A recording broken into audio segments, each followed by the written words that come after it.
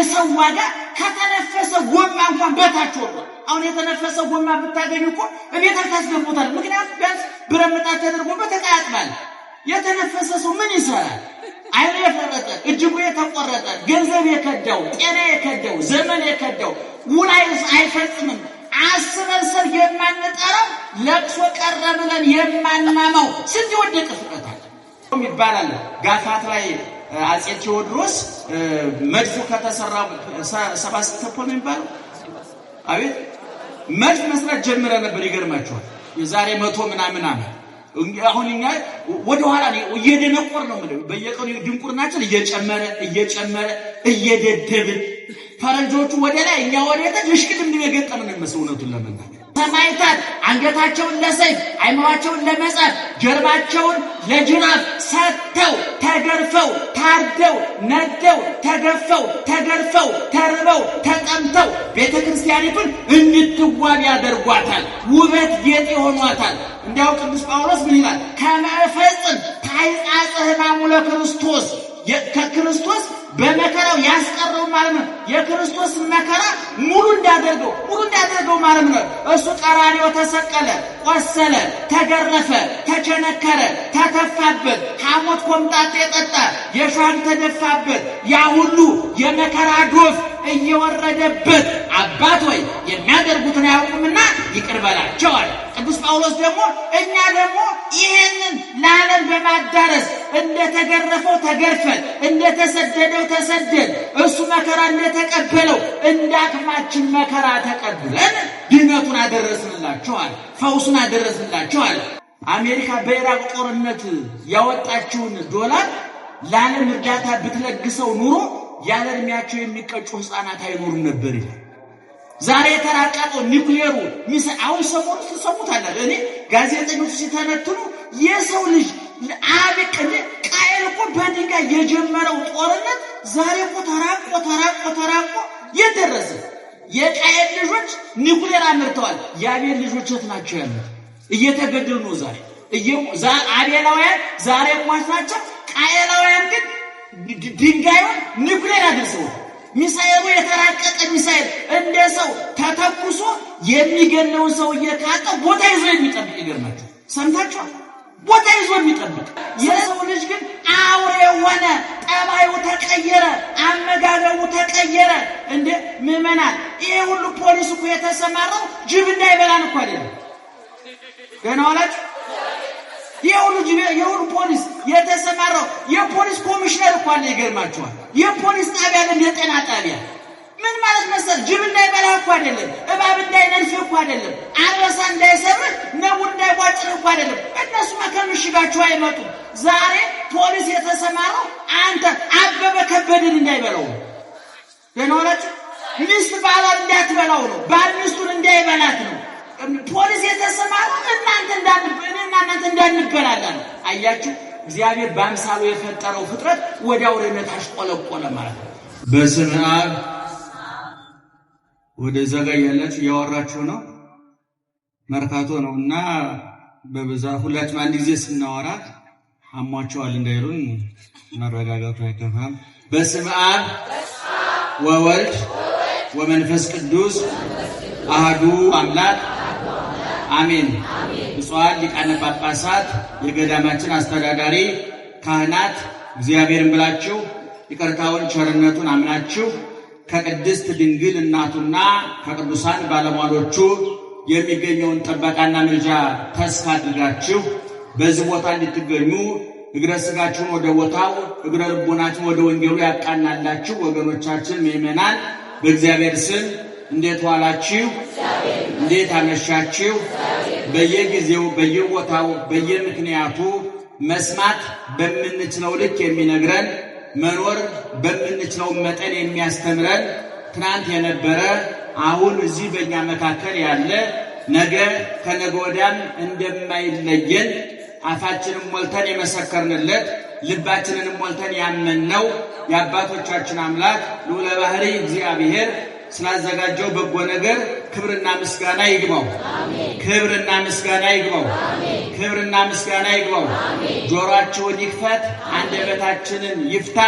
በመላ በግምት በይመስለኛል በሳይሆን አይቀርም የግል ሐሳባችንን እንዳናፈስባችሁ ጆሮአችሁን ይጠብቅ፣ አንደበታችንንም ይቆጣጠር እግዚአብሔር።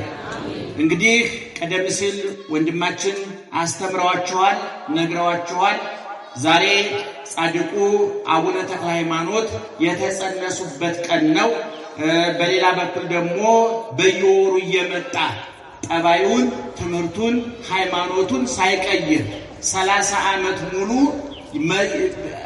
አንድ አይነት ጠባይ፣ አንድ አይነት የትምህርት ጠረን፣ አንድ አይነት የትምህርት መልክ ያለው ከከተማ እስከ ገጠር፣ ከገዳም እስከ ደን፣ ከውስጥ እስከ ውጭ ብዙ ሕዝብ ባለበት፣ ትንሽ ሕዝብ ባለበት በንግሱ፣ በሰርጉ፣ በለቅሶ ቤቱ እግዚአብሔር ይገኝበታል ብሎ ባሰበው ቦታ ሁሉ ተገኝቶ አፉን ሞልቶ ቃሉን አጉልቶ ኦርቶዶክሳዊት ተዋሕዶ ቤተክርስቲያንን አስከብሮ የከበረ መስክሮላት የመሰከረችለት ከፍ አርጓት ከፍ ያደረገችው ኑሮላት ያኖረችው ኦርቶዶክሳዊት ተዋሕዶ ቤተክርስቲያንን ያስጠራ ሃይማኖታዊ ዝና፣ ወንጌላዊ ዕውቅና በምን መልክ መያዝ አለበት ለሚለው በእውነት በእድሜው መጠነኛ በቁም ነገሩ እንዘ ሕፃን አረጋዊ።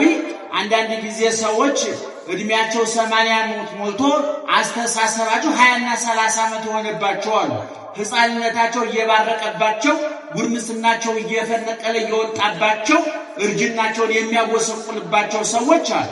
እንደገና ደግሞ ወጣቶቹ ነው በሃያዎቹ በሰላሳዎቹ ነው ሩጦ ያልጠገቡ ደግሞ አረፋ የከተቱ ቁም ነገረኛ ወጣቶች አሉ። በተለይ በአሁኑ ጊዜ በየአብያተ ክርስቲያናቱ የምናገኛቸው ወጣቶች አሉ።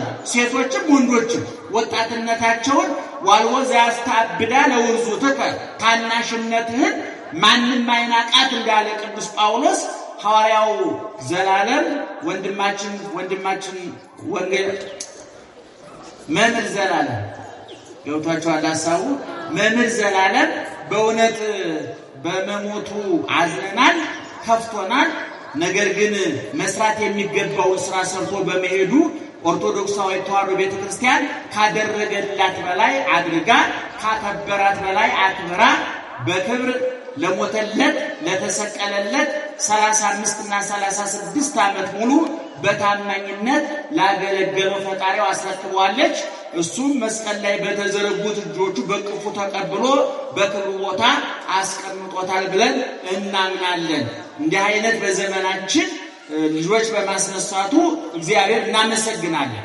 ኦርቶዶክሳዊት ተዋሕዶ ቤተክርስቲያን በልኳ በመጠኗ በልዕልናዋ በከፍታዋ ልክ ካህን፣ መነኩሴ፣ ጳጳስ፣ ሰባኪ እየቸገራት አልጋ ስታደርጋቸው አመድ፣ ወርቅ ስትሰጣቸው ጠጠር፣ እህል ሰጥታቸው አፈር እየመለሱላት ከትቢያ አንስታ አክብራቸው ትቢያ ላይ የጣሏት ከባዶነት አንስታ ወደ ምልአት አምጥታቸው ከምልአቷ ዝቅ ሊያረጓት የሚፈልጓት ሁሉ ጊዜ ይበቀላቸዋል፣ ሕሊና ይበቀላቸዋል፣ ታሪክ ይበቀላቸዋል። ይሄን በዘመናት አይተናል፣ አንበናልም። በተግባርም በዘመናችንም አይተናል። ወጥተው የገቡ ከብረው የተዋረዱ ደርሰው የተመለሱ ከልዕልና ከከፍታ ወደ ዝቅታ የመጡ ከምልአት ወደ ጉድለት የመጡ አንቱ ተብለው ወደ ታች ያሽቆለቆሉ ልካቸውን መልካቸውን ያልጠበቁ እግዚአብሔር ሲያከብራቸው አንከበርም ያሉ ብዙዎች ነበሩ።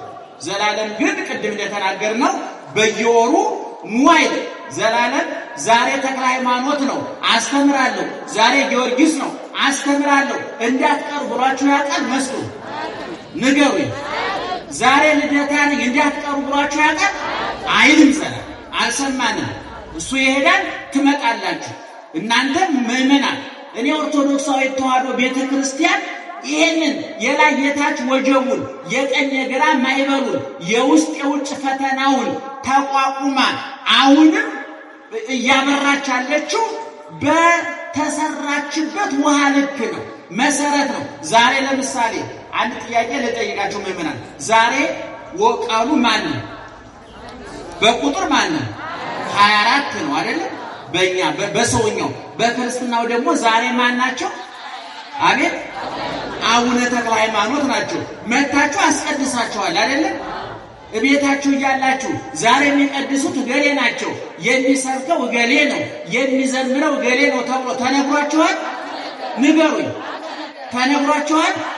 አልተነገራችሁም፣ አይነገራችሁም። ምክንያቱም እናንተ ገብርኤልን እንጂ ወልደ ገብርኤልን ብላችሁ አትመጡ፣ ማርያምን እንጂ ገብረ ማርያም ብላችሁ አትመጡ፣ እግዚአብሔርን እንጂ ገብረ እግዚአብሔርን ብላችሁ አትመጡ። መቼም ሰው ለመብላት ሆቴል አስተናጋጅ ለማየት ሰው ሆቴል አይሄድም፣ ለመብላት ከበላ ዘንድ ግን ያያቸዋል አስተናጋጆቹ። አስተናጋጅ ሊያዩ ይሄዱ በልተው ሳይሆን ተበልተው፣ ወፍረው ሳይሆን ከስተው ተራቅተው መጡ። ስለዚህ በእርግጠኝነት ልንነግራችሁ እንወዳለን። በዘላለም አስታከል ለሌሎችን የመልእክት የምናስተላልፈው ዛሬ ጎላ ነኝ፣ ዛሬ የካ ነኝ፣ ዛሬ ገብርኤል ነኝ፣ ዛሬ ጊዮርጊስ ነኝ እያሉ እናንተንም አባክ ነው፣ ቤተ ክርስቲያኒቱም አባክ ነው፣ እነሱም ባክ ነው የሚኖሩ ሰባኪያን ከዚህም አሉት። እዚህ ቦታ ነግሮ አይናገር፣ እዚህ ቦታ ያስተምራል ተብሎ ሲለጠፍም አይተናል። ግን ይሄው 30 ዓመት ሙሉ ንግሱ ላይ አለ፣ ማታ ጉባኤው ላይ አለ፣ ጊዮርጊስ አለ፣ ዘላለም ያልጋበዘ አለቃ፣ ያልጋበዘ ጳጳስ፣ ያልጋበዘ የማያውቅ ምን የለም። በእውነት እሱም እድለኛ ነው። በዚህ ዘመን የሰው ሬሳ እንደ ውሻ ሬሳ እንደ አህያ ሬሳ እየወደቀ በቀን አሞራ በሌሊት ጅብ እየተቀራመተው በቀረበት ከንቱ ዘመን በዛን ያህል ክብር መቀበር መሸኘት ትልቅ ክብር ነው። እሱም እንግዲህ አገልግሎቱን ጨርሷል። ያገለግላት ቤተክርስቲያን ግን ትቀጥላለች። ስለዚህ በእውነት ዛሬ ሐዘንም ይሰማናል። አገልጋያችን አጋዣችን በእውነት ባይሞላልን ዘላለምን ተክተን ወይም እሱኛን ተክቶ እንተጋገዝ ነበር። እውነቱን ለመናገር አጋዣችንን ያጣነው ትልቅ ጉድለት ነው፣ ትልቅ ክፍተት ነው። ግን እግዚአብሔር የሰው ችግር የለበትም። ብፁዕ አቡነ ጎርጎርዮስ የዛሬ 30 ምናምን ዓመት በመኪና አደጋ ያረፉት አባታችን እግዚአብሔር ሰው ቢመርጥና ቢያዳላ ኑሮ እነ ጳውሎስን ከሐዲስ ኪዳን እነ ጳውሎስን ከዘመነ ሊቃውንት እነ ቄርሎስና ዮሐንስ አፈወርቅን ወስዶ በጳውሎስ ፈንታ እኛን አያቆምም ነበር ብለው ተናግረዋል። እውነትም ነው። ቅዱስ ጳውሎስ በቆመበት መድረክ እሸቱ እንዲቆም የፈቀደው እግዚአብሔር አላዳላም፣ እንዳቅማችሁ ሩጡ አግዛችኋለሁኝ አለ እንጂ ጳውሎስን ባየሁበት ዓይኔ እሸቱን አላይም፣ ጳውሎስን ባየሁበት ዓይኔ ዘላለም አይቆምበትም ቢል ኑሮ እግዚአብሔር በሩ ይዘጋ ነበር። ግን አምላካችን የድንግል ማርያም አምላክ የኔ አምላክ መሆኑ ሳስብ ነው ትህትናው የሚገርመኝ። እግዚአብሔር የድንግል ማርያም አምላክ የእናንተ አምላክ ነው። የተክለ ሃይማኖት አምላክ የእናንተ አምላክ ነው። የቅዱስ ጊዮርጊስ አምላክ የእናንተ አምላክ ነው። አንገቱን የታረደው ቅዱስ ጊዮርጊስም አምላኩ እግዚአብሔር ነው። እኛ ደግሞ ማተብ እንኳን ለማሰር ክብራችን ይቀንሳል ብለን የምንደራደረው እኛ አምላካችን ማን ነው? እግዚአብሔር ነው። የድንግል ማርያም የንጽሕተ ንጹሐን የቅድስተ ቅዱሳን ለተመረጠችበት በቅታ ነቅታ ተዘጋጅታ ጊዜዋን አካሏን ሳታባክን ቁጥዋ ክቷ ሙዳየ ምስጢር መዝገበ ምስጢር እግዚአብሔር ሰውን ለማዳን ሲወስን አማካሪው ጉዳይ አስፈጻሚ ሁና ከላይ እግዚአብሔር ሲያግዘን ከምድር እሷ ተባብራ ከእናቷ ከሔዋን ከአባቷ ከአዳም በተፈጥሮ ቢገናኙ ጠባይና ባህር ሳያገናኛቸው በቅታ የተገኘችው የእሷ አምላክ ማን ነው? እግዚአብሔር። ያው እግዚአብሔር ደግሞ ያንቺ አምላክ ነው፣ የኔ አምላክ ነው። ትህትናው አይገርምም? ምእመናን ደግነቱ አይገርምም? ስለዚህ በርቱ፣ ጠንክሩ፣ ተስፋ አትቁረጡ። ቤተ ክርስቲያናችሁን ውደዷት፣ አክብሯት፣ ቅረቧት፣ እወቋት፣ አዳምጧት፣ ስሟት። ትልቅ ገናና ትርፍርፍ ያለች ቤተ ክርስቲያን፣ ዘንካታ ቤተ ክርስቲያን፣ ውሃ ልኳ አረፋ የከተተች ቤተ ክርስቲያን፣ ሁልጊዜ ረዋል አረፋ የከተተች ቤተ ክርስቲያን፣ ተሰርታ ያለቀች ቤተ ክርስቲያን፣ በማንም በጎ ፈቃድ የማትጠብ የማትሰፋ የማትረዝም የማታጠብ የማትሞላ የማትጎል በመጽሐፍ የምትመራ ጳጳሱ ምን አለ፣ መጋቢ ሐዲስ ምን አለ፣ አባ ገሌ ምን አሉ አትልም። ኦርቶዶክሳዊ ተዋሕዶ ቤተክርስቲያን መጽሐፉ ምን አለ፣ የተጻፈው ምን አለ የምትል ምን ተይል የመንፈስ ቅዱስ መንፈስ ቅዱስ ምን አለ፣ ምን ተይል የመጽሐፍ መጽሐፍ ምን አለ የምትል እንጂ አባ ገሌ አቡነ ገሌ መጋቤ እንትና ሊቀ እንትና ምን አሉ ብላ አታውቅም። እንደዛ ቢሆን እነሱ ሲወፍሩ ጠባ፣ እነሱ ሲከሱ ሰፍታ ተወጥታ ረክሳ ቆሽሻ ታጥብን ነበር።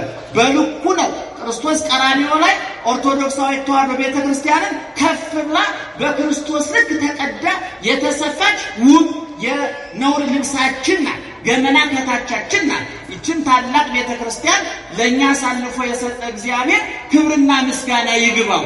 በእውነት አትመጥኗትም ብሎ ጠርጎ ያላስወጣል እግዚአብሔር በድጋሚ ክብርና ምስጋና ይግባው እና ዛሬ እንደተናገርነው ጻድቁ የተጸነሱበት ቀን ነውና በዚህ ጉዳይ እጥር ምጥን ሰብሰብ አድርጌ ጥቂት ነገር ነግራችኋለሁ። ብፁዕ አባታችን አቡነ ቀውስጦስ በእድሜም በእውቀትም በእምነትም በሶስቱም አባታችን እምነታቸው ጠንካራ፣ እውቀታቸው ጥልቅ፣ እድሜያቸው ረጅም ነውና እሳቸው በእውነት እኔ ቢናገሩ አልጠግባቸውም። እንኳን አንደበታቸው እንባቸውም ያስተምራል። አባታችን ይህን መሰከራል። እኔ ውዳሴ ከንቱ ለሰው አቅርቤ አላውቅም። ምክንያቱም ደሞዜ ተቆርጦ አልቋል። አይጨምሩልኝም አይቀንሱልኝም እና ከዚህ ከንቱ አምልጠናል። ለትንሽ ብዙም እንትን እና ካንጀቴ ነው ማለት ውጣ ወረድ የለውም ማለት ነው። እንደው ምን ፈልጎ ይሆን ብላችሁ በሐሜት እንዳትሰቃዩ ምን ፈልጋለሁ ሐቁን ለመናገር ያህል ነውና እሳቸው በመካከል ተገኝተውልናል። ይክበር ይመስገን እግዚአብሔር። እንደነሱ አይነት አባቶች ስናጠፋ የሚቆነጥጠ ከመስመር ስናል ወደ ሐዲድ ወደ መስመሩ ግቡ የሚሉን ዕውቀትም እምነትም ምግባርም እድሜም የተጣመረላቸውና እኛን እንዲመክሩ የታደሉ አባቶች ስላለን ክብሩና ምስጋና ይግባው። እሳቸው ይመክሯቸዋል፣ ያስተምሯቸዋል። እኔ በመጠኑ ጥቂት ነገር ልናገር። ዘእንበለ እምቅድመ እፍጥርከ በከርስ አይመርኩከ ወዘእንበለ ትጻእ እማሕፀን ቀደስኩከ ወነቢየ ለአሕዛብ ረሰይኩከ። በሆድ ሳልሰራ አወኩ ከማሕፀንም ሳትወጣ ለየሁ ቀደስኩ የአሕዛብን ነቢይ አደረኩ የሚል በትንቢተ ኤርምያስ ምዕራፍ 1 ቁጥር 5 ላይ የተጻፈ ቃል አለ። እንደምታውቁት እግዚአብሔር መራጭ እንጂ ተመራጭ አምላክ አይደለም። ብዙም ጊዜ እግዚአብሔር ይመርጣል። በፊት ዓለምን በሚፈጥርበት ጊዜ ከሰኮውድ እስከ ዓርብ ድረስ 22ቱን ፍጥረታት በጠቅላላ ፈጥሮ ሌላውን ፍጥረት ለአንክሮ፣ ለተዘክሮ፣ ለምግበ ሥጋ፣ ለምግበ ነፍስ፣ ለውበት፣ ለጌጥ ፀሐይ፣ ጨረቃ፣ ከዋክብት፣ ሰርጎ ሰማይ፣ የሰማይ ውበት፣ አዝሪት፣ እጽዋት፣ አትክልት፣ የምድር ውበት፣ እኛ ደግሞ ስነ መለኮቱ የእሱ ውበት ተደርገን ተፈጥረን ነበረ። ስለዚህ መጀመሪያ እግዚአብሔር ከአራዊቱ፣ ከእንስሳቱ፣ ከአዕዋፉ፣ ከፀሐይ፣ ከጨረቃ፣ ከከዋክብቱ፣ ከአዝሪት፣ ከእጽዋት፣ ከአትክልቱ በምድር ካለው በሰማይም ካለው ከመላእክቱም ሳይቀር እኛን መረጠ። አዳምን መረጠ። ሰውን አከበረ። አባቶቻችን እግዚአብሔር ዓለምን የፈጠረው በሶስት መንገድ ነው ይላሉ። ደህና መሻችሁ። በሶስት መንገድ ነው ይላሉ። አንደኛ በሐልዮ በዝምታ ሳይናገር፣ ሁለተኛ በነቢብ በንግግር፣ ሶስተኛ በገቢር በተግባር ነው ይላሉ። ጨለማን በአርምሞ ብርሃንን በነቢብ ነው የፈጠረው። ሌሎቹን ፍጥረታት በነቢብና በሐልዮ ሲፈጥራቸው አዳምን ሲፈጥረው ግን ወገብሮ እመሬተ ምድር ከምድር አፈር አበጀው። ከአራቱ ባህርያት ከነፋስ፣ ከእሳት፣ ከውሃ፣ ከመሬት ከአምስቱ ባህርያተ ነፍስ ከለባዊነት፣ ከነባቢነት፣ ከሕያውነት እነዚህ ሁለት ባህርያት ስጋንና ነፍስን አዋህዶ ሰው የሚባል የከበረ ለዋጭ ቀያሪ ምዕመናን የለውጥ ኃይል የሚባሉት እግዚአብሔርና ሰው ናቸው። እግዚአብሔር ለዋጭ አምላክ ነው። ቀያሪ አምላክ ነው። ቀኑን በሌሊት ክረምቱን በበጋ ሐዘኑን በደስታ ረሃቡን በጥጋብ ሹመቱን በሽረት ትርፉን በኪሳራ ጤንነቱን በበሽታ ሲቀያይር አይተነዋል። ሽማግሌውን እየወሰደ ሕፃኑን ያመጣል። የትኛው ሰው በየትኛው ወቅት መሞት እንዳለበት እሱ ነውና የሚያውቀው። ሲያመጣና ሲወስድ ይኖራል። እግዚአብሔር አስመጭና ላኪ ነው። በእናቶቻችን ማህፀን ወደ ምድር ያመጣል። በመቃብር በኩል ወደ ሰማይ ይልካል። ወደቡ ሁለት ነው። ማስመጫ ወደቡ የእናንተ ማህፀን ነው። መላኪያ ወደቡ መቃብር ነው። በማህፀን ይልካል ወደ መሬት፣ በሞት ወደ ሰማይ ይጠራል እግዚአብሔር። ስለዚህ እውነተኛው አስመጭና ላኪ ማን ነው? እግዚአብሔር ነው። ስለዚህ እግዚአብሔር አዳምን ፈጠረ፣ ይቀይር። ቅድም እንዳልኳችሁ ለዋጭ አምላክ ነው። ዛሬ እስራ ላይ ያለ አምላክ ነው። እግዚአብሔር የነበረ አይደለም ያለ ነው። እግዚአብሔር የዘመናት አምላክ የዛ ትውልድ የዚህ ትውልድ የዛ ዘመን የዚህ ዘመን አይደለም። የዘመናት አምላክ ነው። ብሉየ መዋዕል የሚለውን ሊቃውንቱ ሲተረጉሙ ብሉየ መዋዕል ለሰው ሲሆን ዘመን የሚያስረጀው መሽቶ በነጋ ቁጥር መልኩ የሚቀይር አቅሙ የሚደክም ፊቱ የሚሸበሸብ አይኑ የሚፈዝ ጥርሱ የሚበልዝ ጸጉሩ የሚሸብት ወገቡ የሚጎብ ወያለ ያደረ በሄደ ቁጥር እያረጀ የሚርማል። ለእግዚአብሔር ሲሆን ግን ብሉየ መዋዕል ጊዜን ራሱን የሚያስረጅ ማለት ነው። ሰዎች ጊዜ ያስረጃቸዋል። ጊዜን ራሱን ደግሞ ማን ይበቀልለታል? ሰው እግዚአብሔር ጊዜን ያስረጀዋል። ለዚህ ነው እግዚአብሔር ጊዜን ሲያስረጅ ኑሮ በትንሣኤ ዘጉባኤ ደግሞ እኛ ራሳችን ጊዜን እንድናስረጀው ይፈቅድልናል። ዘመንን እንድናስረጀው ከተፈጥሮ ቁጥጥር እንድንወጣ ያደርገናል። ምክንያቱም ቀንና ሌሊት ያልፋል፣ ብርሃንና ጨለማ ያልፋል። የሚቆጠር ዕድሜ የሚሰፈር ዕድሜ አይኖርም ማለት። ስለዚህ እግዚአብሔር ለዋጭ ነው። ልክ በእግዚአብሔር ልክ ደግሞ ንግበር ሰባ ባሪያችንና በምሳሌያችን ማን እንፍጠራለን? እግዚአብሔር ሰውን እንፍጠራለን። ይሄ ሰው ቅድም እንደተናገርኩት ለዋጭ ነው፣ ቀያሪ ነው። አይታችኋል። እኔ ሁልጊዜ በሚዲያም ተናግሬዋለሁ። በአዳም ጊዜ የነበረው በሬ ዛሬ ቢመጣ እኛ ሰፈር ካለው በሬ ጋር ለመግባባት ችግር የለበትም። ሳር ይቀርብለታል፣ ይበላል። ቀቅለው ጥበሰው አንፈረው ጠፍጥፈው አይቀይርም። አሁን አዳም ግን ዛሬ ቢመጣ የኛ ምግብ አይበላውም። እንኳን አዳም እኛ ውጭ ያገዝ የውጭ ምግብ አንበላው። ምክንያቱም ሰው ቀያሪ ነው፣ ለዋጭ ነው። አፈሩን አቅልጦ ብረቱን ቀጥቅጦ መርከብ፣ አውሮፕላን፣ መኪና አድርጎ ይለውጣል። ይሄ ሰው ቀላል ፍጥረት እንዳይመስላችሁ። ይሄ ሰው መጀመሪያ እግዚአብሔር ባሪያው የፈጠረው በአምሳሉ የፈጠረው፣ ሁለተኛ ደግሞ እግዚአብሔር ራሱ በአምሳሉ ሰው የሆነለት ተወልደ በአምሳሊከ ከመ ይለድከ በአምሳሊሁ አረጋዊ መንፈሳዊ የሚባለው የቤተ ክርስቲያናችን ጥንታዊ መጽሐፍ ድርሳነ አረጋዊ መንፈሳዊ ምን ይላል? እግዚአብሔር ይላል ተወልደ በአምሳሊከ፣ እንዳንተ ገዝፎ ተወለደ፣ እንደሱ እንድትረቅለት፣ እንዳንተ ጊዜያዊ ሆነልን፣ እንደሱ ዘላለማዊ እንድትሆንለት፣ እንዳንተ ሟች ነው መጣልን፣ እንደሱ ሕያው እንድትሆንለት፣ እንዳንተ ዝቅ አለልህ፣ እንደሱ ከፍ እንድትልለት ይላል አረጋዊ መንፈስ ነው መጽሐፍ። ስለዚህ ሰው ክቡር ፍጥረት ነው። ምእመና ብዙ ጊዜ ዛሬ የሰው ዋጋ ወርዷል። አሁን የአንድ ሰው ዋጋ ስንት ነው ይባል? ምን ለምሳሌ አንድ ኩንታል ጤፍ 15 ብር 15000 17000 ነው። የአንድ ቤት ሰራተኛ ደግሞ ስንት ነው? እስኪ አንድ ምሳሌ ልንገራችሁ። አሁን እዛ በሩ ላይ አንድ ሰው ወርቆ ተደብድቦ እያጣጣረ አጠገቡ 3 ግራም ወርቆ ብታገኙ ሰውየው አጠገብ የት ነው የምታነሱት? ንገሩት። ምን ነው የምታነሱት? ሰውየው ነው አይደል?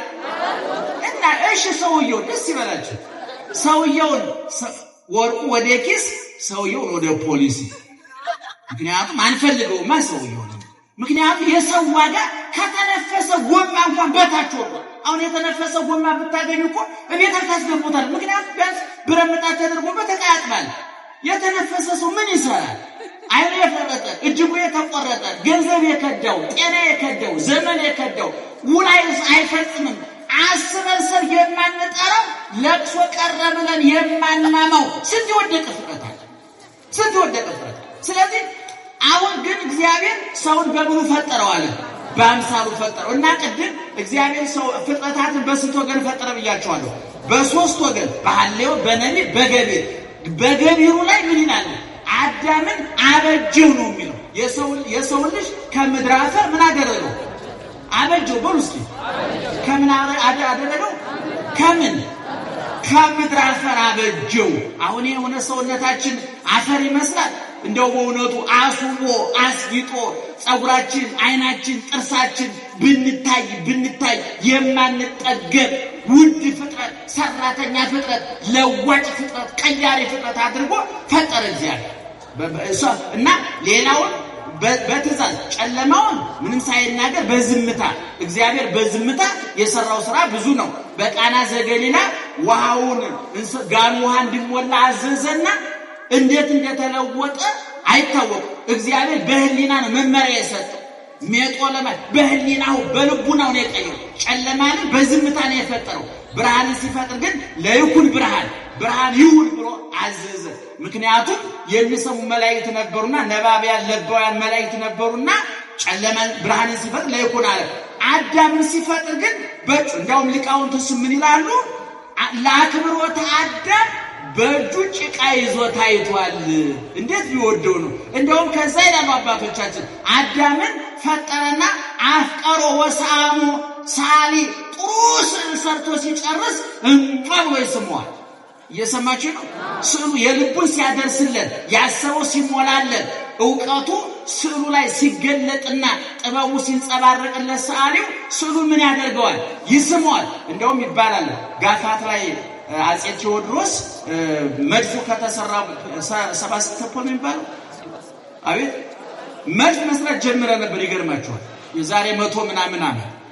አሁን እኛ ወደ ኋላ እየደነቆር ነው ማለት በየቀኑ ድንቁርናችን እየጨመረ እየደደብን ፈረንጆቹ ወደ ላይ እኛ ወደ ታች እሽቅድም እየገጠምን ነው መስውነቱን ለመናገር እየደነቆር ነው። የሆነ ጊዜ መድፍ ሰርተናል። ይገርማል። እና አጼ ቴዎድሮስ መድፉ ተሰርቶ ሲያልቅባት በጣም ከፍቅራቸው የተነሳ እቃው ስሮ እንማለሳሙት። መሳም የፍቅር ምልክት የማክበር ምልክት ስለሆነና አዳምን ሲፈጥር እግዚአብሔር ምን አደረገው? አፍቀሮ ወሳሞ ወደደው፣ ሳመው።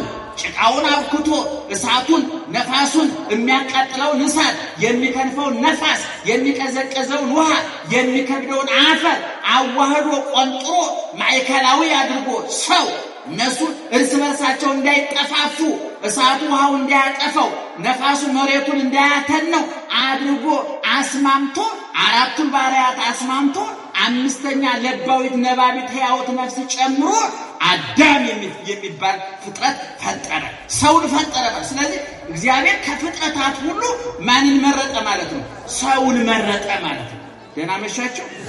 ሰውን መረጠ ማለት ክቡር ፍጥረት ነው። ሰው ስሙን ለመቀደስ ክቡር ለመውረስ የተፈጠረ ሰው እንደ ሥላሴ ነባቢያን ለባውያን ሕያዋን ናቸው። እግዚአብሔር ነባቢ ነው፣ ይናገራል። ለባዊ ነው፣ አዋቂ ነው፣ ሕያው ነው፣ ዘላለማዊ ነው። ሰውም ነባቢ፣ ተናጋሪ፣ ለባዊ፣ አዋቂ፣ ሕያው፣ ዘላለማዊ እንዲሆን ተደርጎ የተፈጠረው ወገኖቻችን። ይሄ ክብ ለእንስሳት አልተሰጠም፣ ለአልማዝራ ወርቁ አልተሰጠም፣ ለፀሐይ ለጨረቃ ለከዋክብት አልተሰጠም። ኋላም ክርስቶስ ሲመጣ ሌሎቹ ፍጥረታት ተጠራርገው ወደ ቆሻሻነት ሲለወጡና ተነው በነው ሲጠፉ የሚነሳውና ከክርስቶስ ጋር ነግሶ የሚኖረው ማን ነው? ሰው ነው። ይክበር ይመስገን እግዚአብሔር። እና ቅድም እንዳልኳችሁ ከዛ በኋላ ግን እያደረ ሲመጣ ሰው ራሱ ወደ እንስሳዊነት ወረደ፣ ወደ አውሬነት አሽቆለቆለ። በጠባዩ የአራዊት በአመጋገቡ የእንስሳት ጠባይ ተቆራኘው። እንደውም በኋላ ወርዶ እገሌ አንበሳው እገሌ ነው እየተባለ ከነሱ ጠባይም ኃይልን መንሳት ጀመረ ይላል። አንዳንድ ሰው ነው ይባላል። ምን ማለት ነው? እገሌ ነብር ነው ማለት ምን ማለት ነው? አቤት አሁን ሰውየው ጀግና ያሉት መስሎት ነው። ቧጫሪ ነህ እያሉት እኮ ነው። ቁልቁል ወርዶ እንደ በነብር ይመጣ። እገሌ አንበሳ ነው። አንበሳ ሰባሪ ነው። ነብር ቧጫሪ ነው። ጅብ ደግሞ ዘምታሪ ምንድን በሉት ነው። እሺ ግን በሉት ጅብ የሆነ ነገር ያደርጋል። ብቻ ዙሮ ሰው ክቡር ፍጥረት። በኋላ ግን እየዋለ እያደረ ሲመጣ ሰው ምን ሆነ? አውሬ ሆነ። በጠባዩ ከነብር ከፋ፣ ከአንበሳ ከፋ፣ ከጅብ ከፋ። ታላቁ ሊቅ ዮሐንስ አፈወርቅ እስመ አራዊት እያሐስሙ ዲበ ዘመዶሙ፣ አራዊት በዘመዶቻቸው ላይ አይጨክኑም። እባብ ነዳፊ ነው፣ መርዘኛ ነው። እባብ ለእባብ ተቆላልፎ ይተኛል። ጅብ ይባላል፣ ሆዳም ነው፣ አይጠግብም። ነገር ግን ጅብ ለጅብ አብሮ ይኖራል። አንበሳ ሰባሪ ነው። 6 ኪሎ አይታችሁ እንደሆነ የብረት አጥር አለው ሰው ጋር እንዳይገናኝ። እርስ በርሱ ግን ተቃቅፎ ይተኛል። ነብር ቧጫሪ ነው፣ ቁጡ ነው። እርስ በርሱ ግን ምሽግ ሰርቶ ይኖራል። የሰው ልጅ ግን አውሬ ሆነ። ጠባዩ ተቀየረ፣ አመጋገቡ ተቀየረ። እንደ ምዕመናን ይሄ ሁሉ ፖሊስ እኮ የተሰማራው ጅብ እንዳይበላን እኮ አይደለም። ገና ዋላችሁ የሁሉ ፖሊስ የተሰማራው የፖሊስ ኮሚሽነር እኮ አለ። ይገርማችኋል። የፖሊስ ጣቢያ ለምን የጤና ጣቢያ ምን ማለት መሰል ጅብ እንዳይበላህ እኮ አይደለም፣ እባብ እንዳይነድፍህ እኮ አይደለም፣ አንበሳ እንዳይሰብርህ፣ ነብር እንዳይቧጭርህ እኮ አይደለም። እነሱ ከመሽጋቸው አይመጡም። ዛሬ ፖሊስ የተሰማረው አንተ አበበ ከበደን እንዳይበላው ነው። ለኖረች ሚስት ባሏን እንዳትበላው ነው። ባል ሚስቱን እንዳይበላት ነው። ፖሊስ የተሰማረው እናንተ እንዳንበላላ ነው። አያችሁ፣ እግዚአብሔር በአምሳሉ የፈጠረው ፍጥረት ወደ አውሬነት አሽቆለቆለ ማለት ነው። ወቀናይሰ የአኪ እማሮ ይላል ታላቁ ሊቅ ዮሐንስ አፈወርቅ። ወቀናይሰ የአኪ እማሮ ቀናተኛ ሰው ከአውሬ ይከፋል። ቃየልን አቤልን እኮ ጅብ በልቶት እኮ አይደለም፣ ነብር በልቶት ወንድሙ በልቶት ነው የገባው። ወንድሙ ነው የበላው። እንደው እግዚአብሔር ሲያገኘው ይላል መጽሐፉ እኮ ቃየል አቤልን ገድሎ ሲመጣ መንገድ ላይ ጠብቆ እግዚአብሔር ያገኘው። ከየት እየመጣ ነው? ለመሆኑ ወንድምህ አቤል የት አለ አለው። እኔ አቤል ጠባቂ ነኝ እንደ ብሎ ቁም ነገር ሰርቶ እንደመጣ ደረቱን ነፍቶ ተናገረ። አትጠብቀው፣ ግድ የለም። ለምን ገደልከዋል? ለምን? አውሬ የሆነበት ወንድሙ ነው። ዛሬ በእውነት አንድ ጋዜጣ ላይ የተጻፈ ጽሑፍ አንድ ጊዜ ዛሬ 3-4 ዓመት አንብቤ ነበር። ምን ይላል? አሜሪካ በኢራቅ ጦርነት ያወጣችውን $1 ለዓለም እርዳታ ብትለግሰው ኑሮ ያለ እድሜያቸው የሚቀጩ ህፃናት አይኖሩም ነበር ይላል። ዛሬ የተራቀቀው ኒውክሌሩ አሁን ሰሞኑን ተሰሙታል። እኔ ጋዜጠኞች ሲተነትኑ የሰው ልጅ አብቅን ቃየል እኮ በድንጋይ የጀመረው ጦርነት ዛሬ እኮ ተራቆ የደረሰ የቃየል ልጆች ኒውክሌር አምርተዋል። የአቤል ልጆች የት ናቸው ያሉት? እየተገደሉ ነው ዛሬ። አቤላውያን ዛሬ ሟች ናቸው። ቃየላውያን ግን ድንጋዩን ኒውክሌር አድርሰው ሚሳኤሉ የተራቀቀ ሚሳኤል እንደ ሰው ተተኩሶ የሚገለውን ሰው እየካጠ ቦታ ይዞ የሚጠብቅ ይገርማችሁ። ሰምታችኋል? ቦታ ይዞ የሚጠብቅ። ስለዚህ አሁን እግዚአብሔር በኋላ ሰውን መምረጥ ጀመረና ከዛ ሁሉ እንስሳዊ ጠባይ አውሬያዊ ባህሪ ከተቆራኘው ሆዱን ከሚያመል ሰውን ስጋውን ከሚያመል ፍላጎቱ እንደ ከብት ከሚነዳው መካከል ኖህን መረጠ እግዚአብሔር። ኖህ ተመረጠ። ያ በመጽሐፍ ቅዱስ ኖህ ከነቤተሰቡ በመርከብ ዳነ ይላል። ስለዚህ መጀመሪያ ከእንስሳት መካከል ሰውን አከበረ። ኋላ ግን ሰው ራሱ እንደ እንስሳ እያሽቆለቆለ ስለወረደ ከሰው መካከል ሰው ተመረጠ። ከሰው ሰው ይመረጣል ማለት ነው። አያችሁ፣ ኖህ ከማን መካከል ተመረጠ? ከሰው መካከል ተመረጠ። 8 ቤተሰቦቹ እሱና ሚስቱ 3 ልጆቹ ከነ3 ሚስቶቻቸው ጋር 8 ሰዎች ዳኑ በመርከብ። የጠፋው ሰው አይቆጠርም። መጽሐፍ ቅዱስ ምን ያህል ሰው እንደጠፋ ቁጥሩን አይነግረንም። የዳኑትን ነው የሚነግረን። የዳኑት ናቸው የሰፈሩ። በኖህ ጊዜ 8 ሰው ዳነ። በሰዶም በገሞራ 4 ሰው ዳነ። ምናልባት እሳት ንፍሯ የቀቀለው እሳት ያንገበገበውና ነዶ እንደ እንጨት ከስሎ የቀረ በብዙ መቶ ሺህ የሚቆጠር ሕዝብ ሊኖር ይችላል። መጽሐፍ ቅዱስ የዳኑት እነማን ናቸው እንጂ የጠፉትን ቁጥር አይነግረን። አንዳንድ ሰው ይላል እንደው እግዚአብሔር 8 ሰው ብቻ ድኖ ያን ሁሉ 100 ሺህ ሕዝብ ሲቀቅል እንደው ትንሽ እንደው ጭካኔ አይደለም ወይ? ራሱ ሲፈጥር መፍጠሩን አናደንቅም? ይልቅስ መጀመሪያ የፈጠረው ንብረቱን ሰው ያሰበውን በግ ቢያርድ ለምን አረክ ይባላል? እንዳይታረዱ መገኘት ነው እንጂ ምእመናን። ስለዚህ አያችሁ፣ እግዚአብሔር መረጠ። ከማን መካከል? ሰውን መረጠ። በኋላ እንደገና ኦሪት ዘፍጥረት ምዕራፍ 12 ላይ ስትመጡ ደግሞ አብርሃም ጻ እምብሔርከ ወተፈለጥ እምአዝማዲከ ወውር ውስተ ምድር ዘአነ አርአየከ እንተ ታወርስ ሐሊበ ወመዓረ። አብርሃም ከሀገር ውጣ፣ ከዘመዶች ተለይ፣ እኔ ወደማሳይህ ማርና ወተት ወደምታፈሰው ምድር ሂዳል። አሁን ማንን መረጠ ማለት ነው? እግዚአብሔር ሰውን መረጠ። እዝራ ሲናገር ደግሞ እግዚአብሔር ከሰው ብቻ አይደለም ከእንስሳትም ይመርጣል፣ ከአዕዋፍ ይመርጣል፣ ከአዝርዕት ይመርጣል፣ ከእጽዋት ይመርጣል አለና ከሰው አብርሃምን መረጠ፣ ከእንስሳት በግን መረጠ፣ ከአዕዋፍ ርግብን መረጠ፣ ከአትክልት ወይንን መረጠ፣ ከሀገር ኢየሩሳሌምን መረጠ ይላል። ኢየሩሳሌም ደግሞ ሀገረ ሰላም ናት። መጨረሻ ምሳሌዋ ድንግል ማርያም ናት ማለት። ስለዚህ አያችሁ፣ አሁን ቅድም በጥቅሱ በትምህርታችን መነሻ እንደነገርኳችሁ በወር ሳልሰራ አወኩ፣ ከማኅፀን ሳትወጣ ለየሁ፣ መረጥኩ፣ መሳሪያ አደረግኩ አለ። እንግዲህ ምእመናን ይህንን የምርጫን ጉዳይ ስናጠቃልለው እግዚአብሔር ይመርጣል እንጂ አይመረጥም። አሁን አንዳንድ ሰዎች እንደው ሕፃናት ደህና መሻችሁ አላችሁ። አሁን አንዳንድ ሰዎች ይጠይቃሉ፣ በ40 ቀን በ80 ቀን ሕፃናትን ክርስትና የምታስነሷቸው የት ያውቃሉ ብለው ይጠይቃሉ። መቼም ሰው ልጠይቅ ካለ የማይጠየቅ ሁሉ ነገር ሰው እምነቱ እየከዳው ሲሄድ እምነቱ እየቀነሰ ሲሄድ ያመነ ሁሉ ጥያቄ ይሆንበታል። ይገርማችሁ ያመነ ሁሉ አሁን እኛ ወንድ ልጅ በስንት ቀን ነው ክርስትና የምናስነሳው? አቤት ሴት ልጅ በ80 ቀን። ይሄ መነሻ መድረሻ ንባብም ትርጉምም ምስጢርም አለ። ኦርቶዶክሳዊ ተዋሕዶ ቤተክርስቲያን መነሻዋ ብሉይ መገስከሻዋ ሐዲስ መዳረሻዋ መንግስተ ሰማያት ነው የምንለው ይሄን ነው። ከብሉይ ያሳፈረቻቸው ልጆቿን በሐዲስ ስጋውን አብልታ ደሙን አጠጥታ መጨረሻ ወደዋ ማራገፊያዋ የት ነው? መንግስተ ሰማያት። ስለዚህ እመቤታችን ድንግል ማርያም በሉቃስ ወንጌል ምዕራፍ 2 ላይ ኢየሱስ ክርስቶስ ወንድ ልጅ ነውና በ40 ቀኑ ወደ ቤተ መቅደስ ይዘው ሄዳለች። ደህና ዋላችሁ። በ40 ቀኑ ወደ ቤተ መቅደስ ይዘው ሄዳለች። በኦሪት ዘሌዋውያን ምዕራፍ 12 ላይ ወንድ ልጅ በ40 ቀኑ ሴት ልጅ በ80 ቀኗ እግዚአብሔር ቤት ፊት መጥተው መስዋዕት ይሰዋላቸው ብሎ እግዚአብሔር አዟል በብሉይ ኪዳን።